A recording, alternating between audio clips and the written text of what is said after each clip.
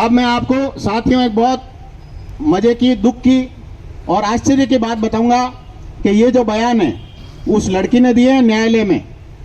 मैं बता रहा हूं आपको, आप मेरा ध्यान मेरी ओर आकर्षित करें। मैं 12वीं कक्षा की छात्रा हूं, मैंने अभी परीक्षा दी है। मेरे विद्यालय का नाम राजकीय बालिका एक्सेट्रा एक्सेट्रा है। मेरी जन्मतिथि 10/7/2004 है। मैंने अभी दिनांक 3/7/2022 को पीटीटी की परीक्षा भी दी है।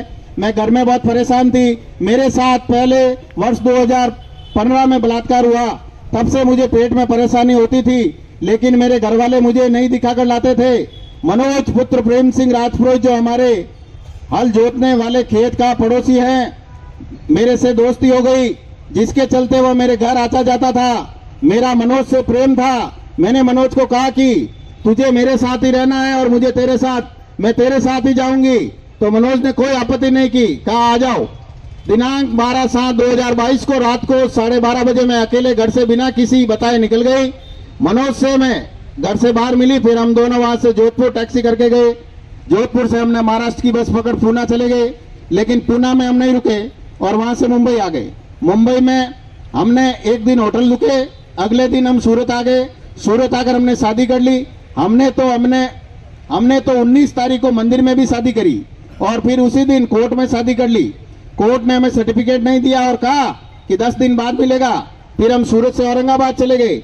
जब हम 29 तारीख को सर्टिफिकेट लेने सूरत आए, तब हमें पुलिस ने पकड़ लिया। फिर हम पुलिस के साथ यहाँ देशनोक आ गए। मनोज ने मेरी मर्जी के बिना मेरे साथ कोई गलत काम नहीं किया है। मैं उस हरामखोर डीवाईएसपी और उस संजय सिंह एसएचओ और उस रंजीत सिंह को ये पूछना चाहता हूं कि हरामखोरों, क्या जांच की है तुमने? तुम्हारे काले कारनामे सब बाहर आ चुके हैं और अब ये समाज, इन जो हमारे समाज के जो तुम लोगों ने मरवाया, उनको तुम लोगों ने मरवाया। अगर वो पॉक्सो के अंदर नहीं जाता तो वो मरता नहीं। आगे सुनिए, वो लड़की बता रही है, जो देखना आप। मनोज मुझे बेला फुसला कर डरा कर अपने साथ नहीं ले गया, मैं अपनी मर्जी से उसके साथ गई। अब मैं मनोज कुमार के साथ ही रहना चाहती हूं। इतना लिखने के बाद भी अगर कोई आई हो जांच अधिकारी जिसमें इंसानियत मानवता नाम की चीज है, वो पॉक्सो के अंदर नहीं फंसा सकता। मैं चुनौती देता हूं राजस्थान की पुलिस को और इस तोतला कर बोलने वाले मुख्यमंत्री अशोक गहलोत को कि कान खोलकर सुन लो मुख्यमंत्री महोदय, तो आप हमारे समाज को टारगेट कर रहे हैं।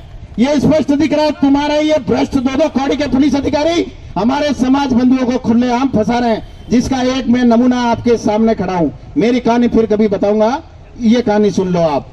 और एक बात मैं बताना चाहता हूं, इसके आगे क्या होता है वो मैं बता रहा हूं।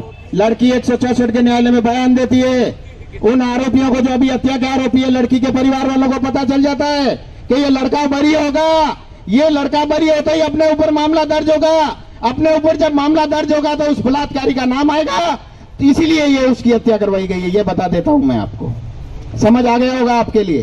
कोर्ट में बयान थे, वो लड़के के पक्ष में लड़की बयान देती और उससे एक दिन पहले उसको ऑनर किलिंग में मार दिया गया है। ये पूरी बात है। आगे मैं और पूरी आपको बात बता रहा हूं, बड़ी गंभीरता से सुनना। मैं बहुत धन्यवाद अर्पित करता हूं जितने भी लोग आए हैं। हालांकि हमें आशाएं बहुत ज्यादा थी, लेकिन कोई दिक्कत नहीं है, इतने में तो हम जंग जीत लेंगे दोस्तों।